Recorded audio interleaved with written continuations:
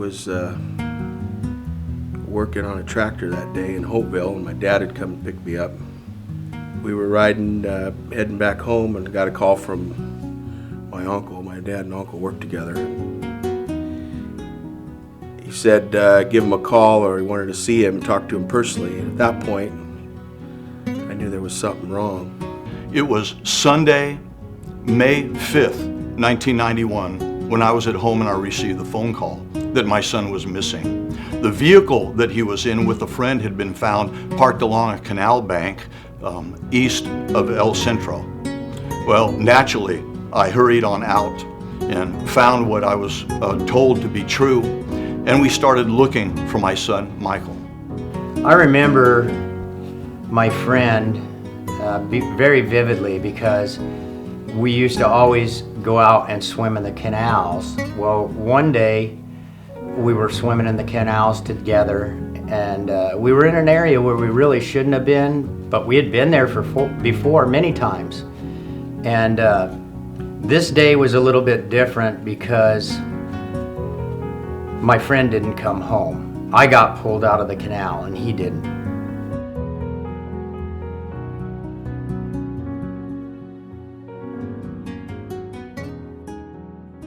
My name's Fred Mercurio. I'm a feed commodities, livestock commodities dealer. My name is Darco Cornett. I'm a Imperial Valley resident for the last 4 years, but I have ties to the Imperial Valley because this is where I grew up. I just recently came back.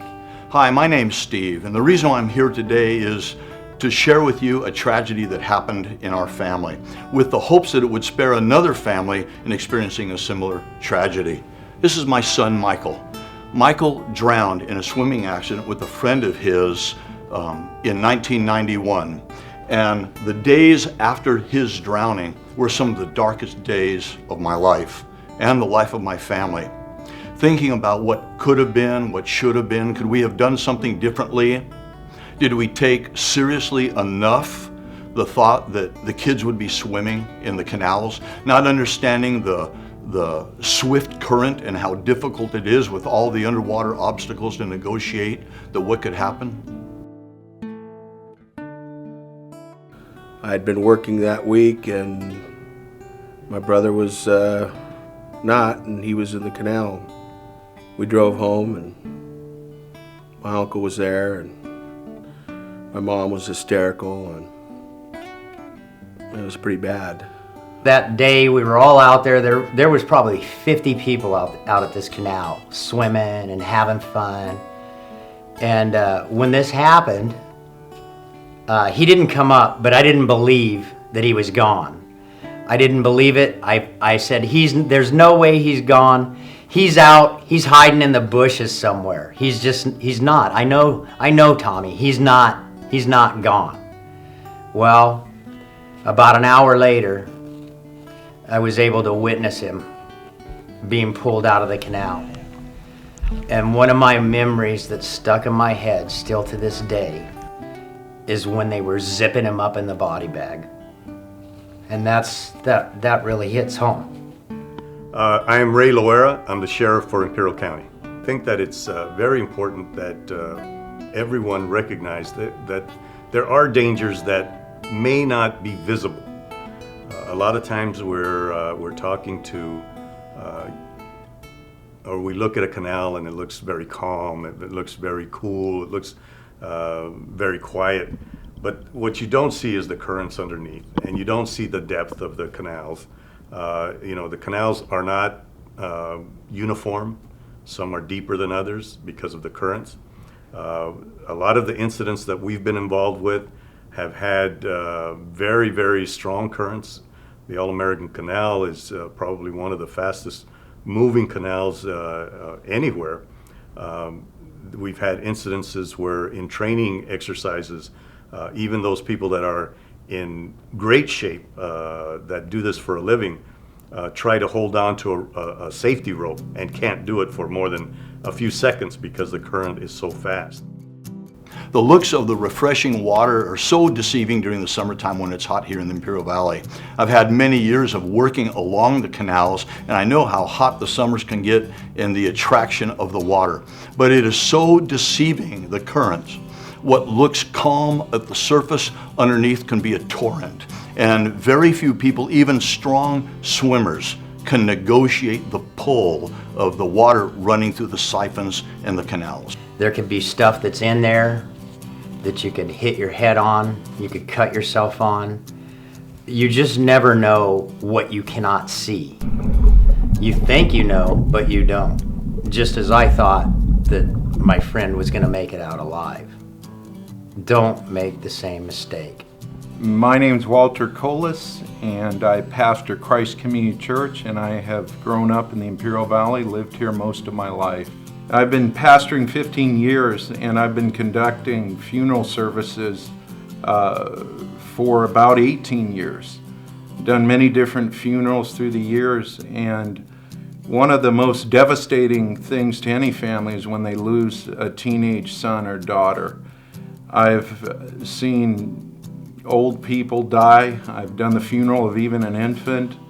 But there's nothing more devastating to a family when they lose a child or a young teenage son or daughter. I just know that it's not a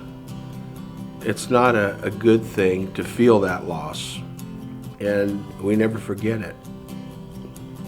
And I know that had he been here today, that maybe we could be doing something together. Seeing a youngster coming into their own being, into finding their own way and needing a little bit of guidance, that was cut short on May 5th, 1991, when my son Michael drowned. Those hopes, those dreams, the aspirations of the conversations that we would have would never be fulfilled. You know, I've been back in the valley for 4 years now, and I still see his parents. And after all of this time, you know, when I face them and I see them, we don't even have to say anything.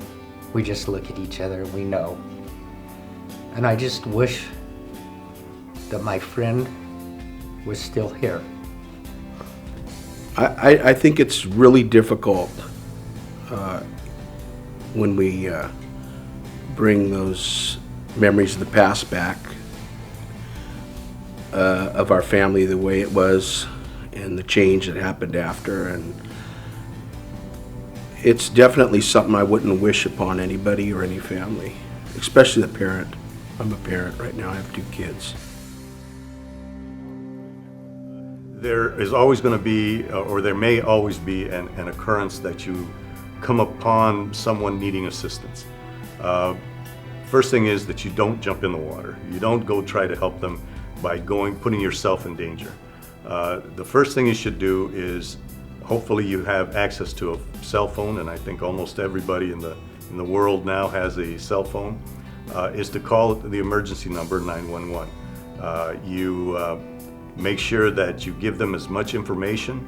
You keep the person in sight so that hopefully our response time is quick enough that we can get there and provide that assistance that needs to be provided in a safe manner.